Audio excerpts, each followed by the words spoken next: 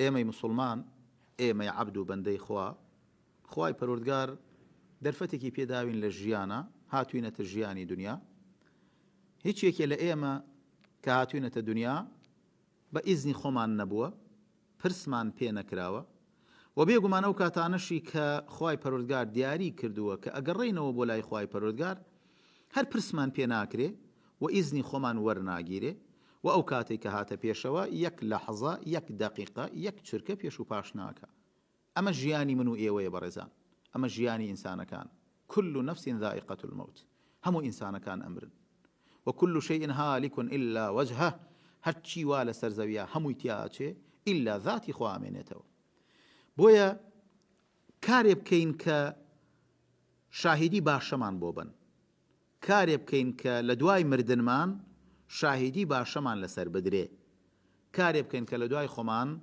کارە باش و چاکەکانمان باس بکرێ ئەمە زۆر گرنگە بۆ ژیانی ئینسانی مسلمان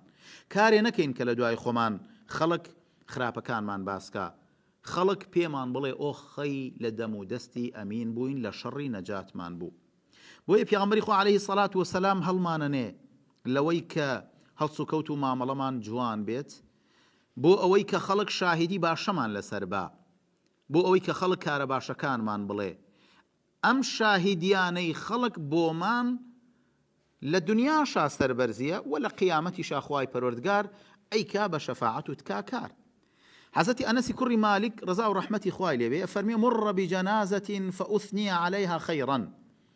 لە خزمەتی پێغەمبەرا بووین صلی الله عليه وسلم جەنازەیەکیان بەلا تێپەڕاند و خەڵک باسی چاکەی ئەو جەنازەی کرد پیاوێکی باش بوو پیاوێکی سەلاح بوو پیاوێکی بێدەنگ بوو پیاوێکی بێوەی بوو پیاوێکی ئەهلی مزگەوت و جومعە و جەماعەت بوو پیاوێکی ئەهلی خێر بوو ئەمانە بوو فقال النبي صلى الله عليه وسلم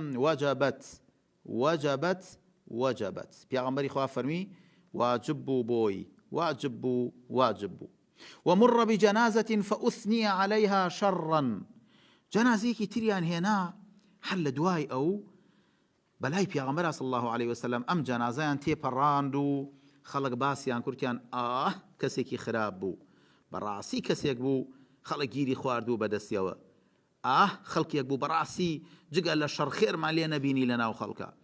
خەڵکێکی زۆر خراپ بوو ئەم کەسەیە کە مرد پێغەمبەری خوا عەلەیهی سەڵات وەسەلام دووبارە بۆ ئەمیش فەرمووی وجبت سيدنا عمر رضي الله عنه فرموي فدا لك أبي وأمي أي دايكو باوكم بفداد بي أي بيغمبري خو عليه الصلاة والسلام مر بجنازة فأثني عليها خير فقلت وجبت حضرت عمر عزي كري بيغمبري خو جنازة تيبري كباسي خيريان كرد كبياوكي باشو تشاك بو تو فرموت وجبت ومر بجنازة فأثني عليها شر فقلت وجبت أو جنازة كشيان هنا باسي شري كرا بياوكي خرابو بياوكي آوابو تهر فرموت وجبت فقال رسول الله صلى الله عليه وسلم بيغمبري خواه صلى الله عليه وسلم فرموي من أثنيتم عليه خيرا وجبت له الجنة فرمي أي عمر فرمووی هەر کەسێ ئێوە باسی چاکەکانی بکەن لە دوای مردن ئەوە خوای پەروەردگار بەهەشتی بەنسیب ئەکا کە پیاوێکی باش بوو پیاوێکی سەلار بوو پیاوێکی ئەهلی خێر بوو پیاوێکی دەست و دەم پاک بوو پیاوێکی ئەهلی جومعە و جەماعەت بوو پیاوێک بوو کەس شەڕی لێ نابینی پێغەمبەری خوا عەلەیهی سەڵات وسەلام فەرمووی هەر کەسێ ئێوە شاهیدی ئەوەی بۆ بن ئێوە باسی چاکەکانی بکەن ئەوە بەهەشتی بۆ مسۆگەرە ومن ئەثنەیتم عليه شەڕا وجبت له النار پێغەمبەری خوا عەلەیهی سەڵات وسەلام فەرمی هەر کەسێکیش ئێوە باسی خراپەکانی بکەن چ پیاوێکی خراپ بوو کورە خۆ کەسمان لە شەڕی ئەمین نەبووین گیرمان خواردبوو بەدەستیەوە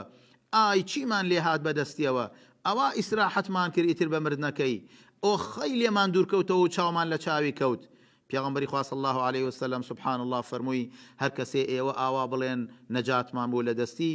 ئەوە ئەچێتە ئاگرەوە ئاگری بۆ مسۆگەر بوو پەنا بەخوا بۆی پیغمبری خوا